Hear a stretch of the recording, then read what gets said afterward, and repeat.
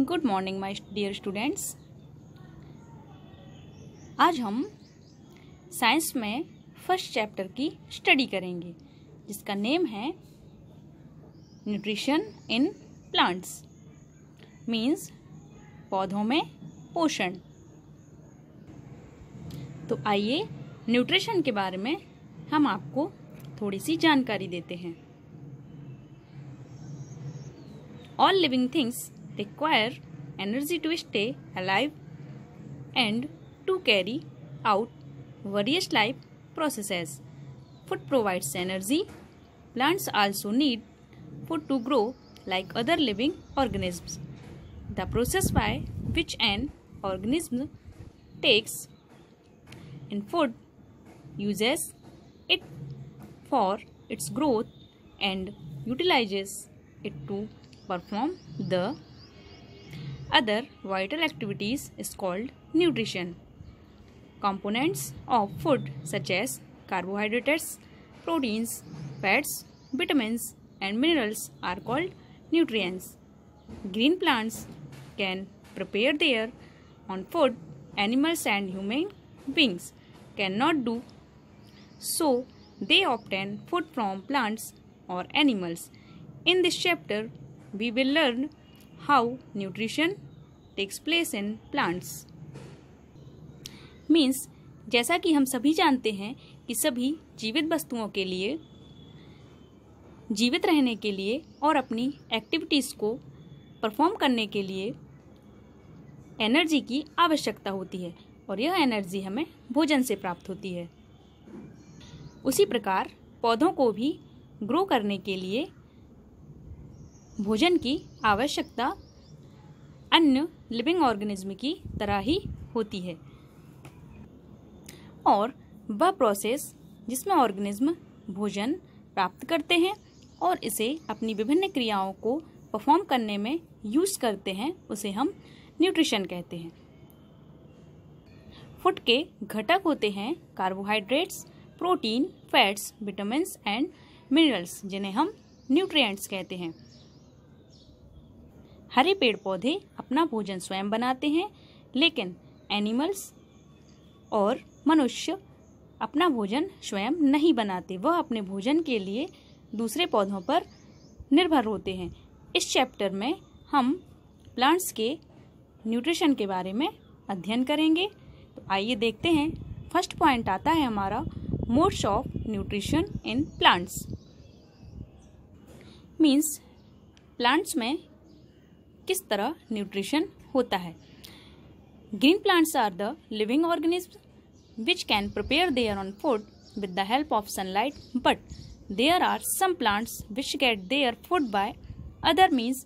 Thus there are two modes of nutrition in plants as shown in the flow chart given below.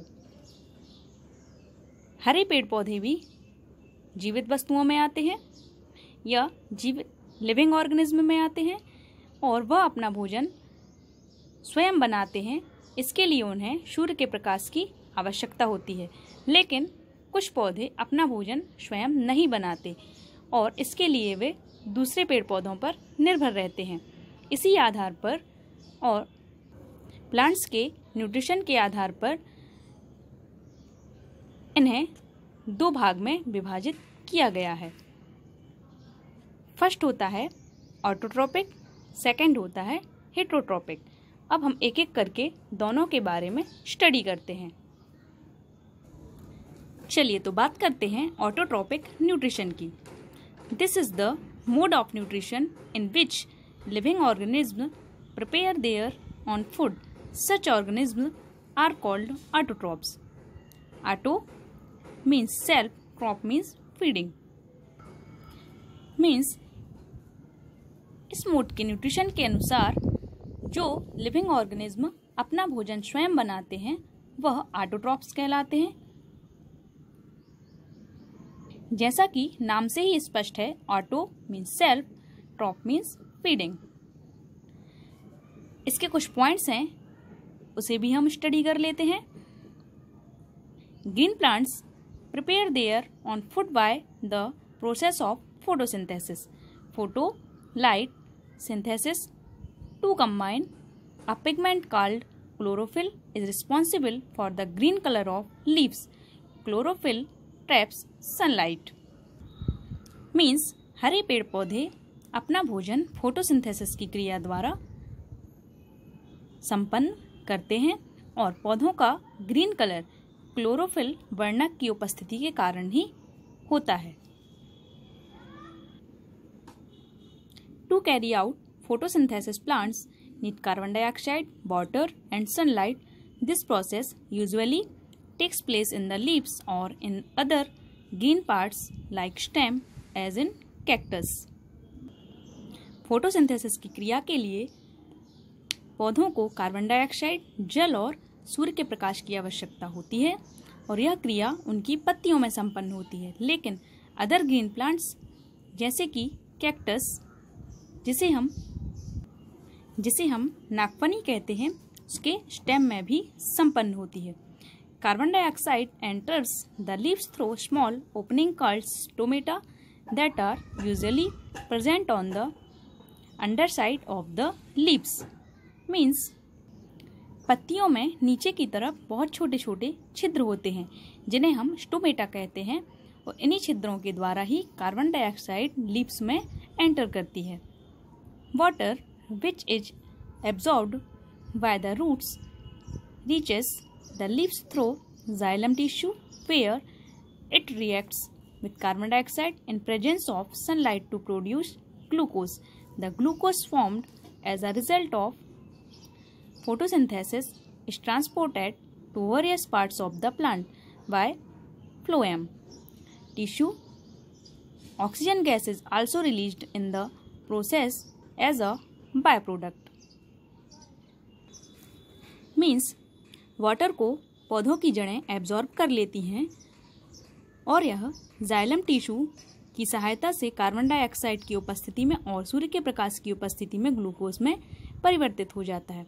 यह glucose photosynthesis की क्रिया के फलस्वरूप पौधों के विभिन्न भाग में फ्लोएम टिश्यू के द्वारा पहुंच जाता है और इस क्रिया में ऑक्सीजन बाय प्रोडक्ट के रूप में रिलीज होती है. इसे हम एक इक्वेशन के द्वारा भी समझ सकते हैं. Carbon dioxide plus water in the presence of sunlight and chlorophyll is equal to glucose plus oxygen. Photosynthesis को हम इस डायग्राम के द्वारा और अच्छे से समझ सकते हैं. यहाँ पर यह एक पौधा है जिसे सूर्य का प्रकाश सूर्य से और कार्बन डाइऑक्साइड वातावरण से प्राप्त हो रहा है एंड वाटर उसे मिट्टी से प्राप्त हो रहा है और क्लोरोफिल उसकी पत्तियों में उपस्थित होता है. इन सब की क्रिया से फोटोसिंथेसिस की क्रिया संपन्न होती है जिसके फलस्वरूप ऑक्सीजन वातावरण में रिलीज होती है. अब आप फोटोसिंथेसिस की क्रिया को अच्छी तरह से समझ गए होंगे.